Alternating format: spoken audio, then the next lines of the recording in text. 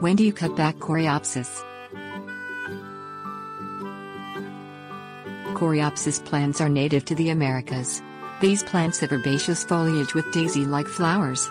A member of the Aster family, Coreopsis should be cut back by deadheading in the summer and pruning before the winter and when the perennial plant needs rejuvenation.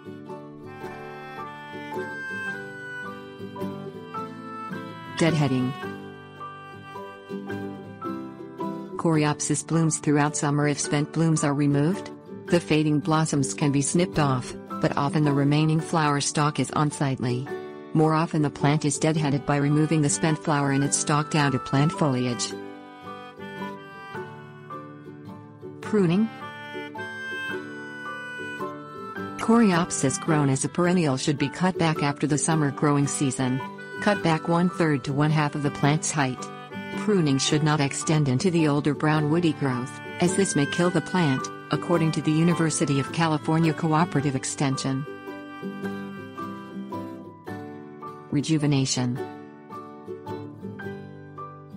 Coreopsis and other profuse flowering perennials decline after a few years.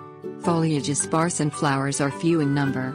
These perennials often are rejuvenated by cutting the entire plant off at or near ground level before bloom season. Fertilize and water well to encourage new growth.